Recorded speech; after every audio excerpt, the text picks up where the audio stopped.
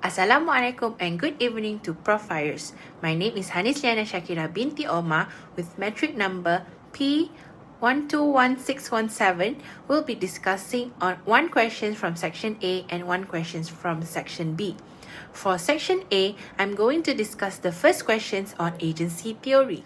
Understanding the interaction between principal and agents is done using agency theory.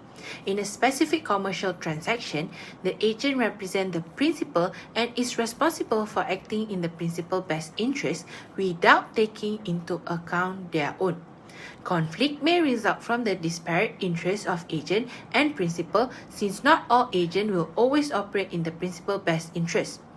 Miscommunication and also disagreement that arise may cause a variety of issues and strife inside the businesses. Inefficiencies and financial losses may result from conflicting interests that force a wedge between all parties involved. Consequently, the principal-agent issue arises. When a principal's and agent's interests diverge, a principal-agent dilemma arises. By implementing sound corporate policy, businesses should work to reduce these circumstances. This conflict offers moral hazard chances to those who are typically moral. To reorient the agent's conduct and bring this interest into the line with principal's concerns, incentive may be deployed. Incompatibility between a primary and an agent degrees of risk tolerance is another key issue frequently addressed by agency theory. For instance, bank shareholders may argue that management has lowered the threshold for loan approvals, taking an excessive risk of default. For example, the company's management, as the agent, might want to venture into new businesses so that the business can grow further, but it comes with a greater risk that might cause an impact on the company that would disrupt the company's long-term growth or share price appreciation. Any action that might disrupt the company flow, the shareholders, as the principal, might disagree with the course of action taken by the management, and this conflict of interest might cause an agent-principal problem. The greater the conflict, the bigger the problem can be. Moving on to section B, I'm going to discuss question 6 on the Venture Holidays Berhad case. Summary of the case: Venture is a travel business company that are listed on Bursa Malaysia. Recently, Venture had followed a strategy of expansion and acquired 4 small businesses, but from the acquisition, Venture had to bear extra costs but expecting lower returns. 2 main institutional shareholders were against the CEO idea for new acquisition, so they told the investor relation team on their disagreement. Other than that, Sandra, one of the senior independent director, was worried on the effectiveness of the audit committee and noticed that the chairman of the committee, Tariq, did not have a plan for the year ahead. She also worries that the chairman of the board, Lee Zhang Wei, does not allow full debate and directors are not able to express their concerns. Lastly, Putri Balkish had been asked by the board regarding the board evaluation. The first question is on shareholder engagement both before and after AGM. Building trust and understanding between the firm and its stakeholders requires ongoing involvement and communication with them. Stakeholders are given a greater understanding of the company's goal and the caliber of its management. This will thus make it easier for shareholders to decide how to cast their ballot and how stakeholders evaluate the firm. According to the organization, it offers a channel for priceless input that can be utilized to comprehend stakeholders' expectations and create business plans. The MCCG stated that the board has the responsibility to ensure that there is an effective, transparent, and regular medium of communication with their stakeholders. Concerns that are being raised by the stakeholders are supposed to be directed in the board meeting so that the concern can be solved. as it helps businesses to comprehend and solve stakeholders' concerns while making choices. Dialogue with stakeholders is a vital and advantageous procedure. In their continual engagement with companies, shareholders use a variety of strategies such as letter, shareholder proposal, and face-to-face meetings. Typically, the procedure starts when shareholders express their ESG concern formally and in writing. Shareholders may submit a formal shareholder resolution calling for a change and submitting it to all investors for a vote at the company's annual general meeting or AGM. If the corporation doesn't act after receiving the letter, it is sometimes referred to as the procedure through which owners of publicly listed companies exercise their voting rights to influence corporate decisions. Following these directives from the government, companies frequently consent to meet with anxious shareholders. They could eventually reach an understanding and implement some significant adjustment over time.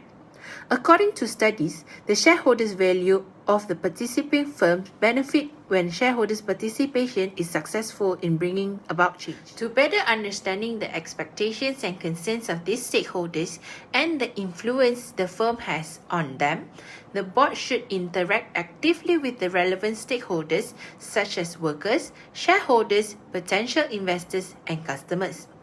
The board can communicate with stakeholders through a few ways, which is establishing an investors relation function in the company, conducting any engagement forums, organizing briefings, and using electronic mediums such as company website, social media, and many more.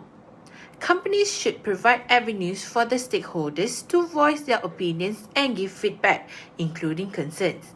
The line of communication needs to be open at all times, and businesses need to properly recognize and respond to stakeholders' opinions, suggestions, and concerns. All these mediums should be utilized before the AGM so that any concerns that were raised by the stakeholders can be addressed in board meetings. The first few weeks following the annual meeting AGM are ideal for reviewing the votes and decisions made at the meeting while they are still fresh in the mind of the board and management team. During this time, it's customary to focus just on vote totals, which is a typical odd error. In order to understand the variables that influence the degree of shareholder support, and to identify any discrepancy between the investors, indicate during engagement initiative before the annual meeting, and how they voted, well-prepared organizations look beyond the bare statistic. If the outcomes of the voting are against the management team, then the board should reach out to the major investors and reassure them that their concerns have been heard and the company is working towards solving them.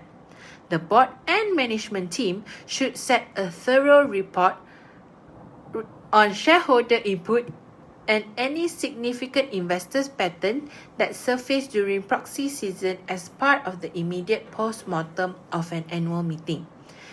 Even high-level input from your biggest shareholder might help the management see trends that could lead to impending difficulties or pressure spots. From the case, when the main shareholder voice out their concerns, the concern should be raised in the coming AGM, and venture board of director should vote to see what are the board's options on the new acquisition.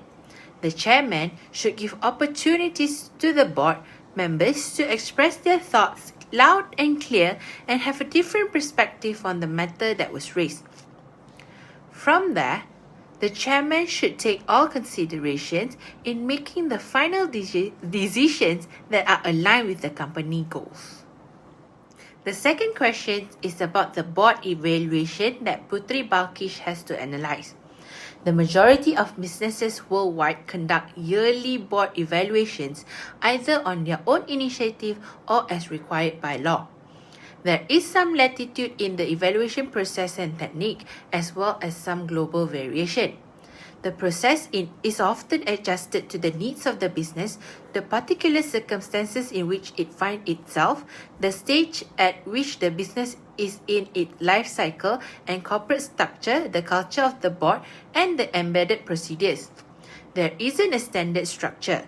Nevertheless, that all businesses may use and find acceptable. The results of board review processes may include relatively small changes to board procedures, adjustments to the board's makeup, and modifications to committee structure, as well as more major moves towards resolving the issues that lead the board dysfunction. It is not sufficient to simply outline the board's evaluations. A strategy that can be put into action must emerge out of the exercise for it to be meaningful. The process of putting the results into practice therefore naturally become a vital phase in the overall review process and should merit the full attention of the board, who will then provide it to the management. The company secretary's role has expanded beyond providing administrative advice to counseling boards on governance issues. Through the chairman, the company secretary contributes significantly to corporate governance by assisting the board and its committees in carrying out their duties efficiently and in compliance with the industry standard and their terms of reference. The secretary should keep an eye on trends in corporate governance and help the board implement corporate governance procedures to satisfy the demands of the board and stakeholders' expectations.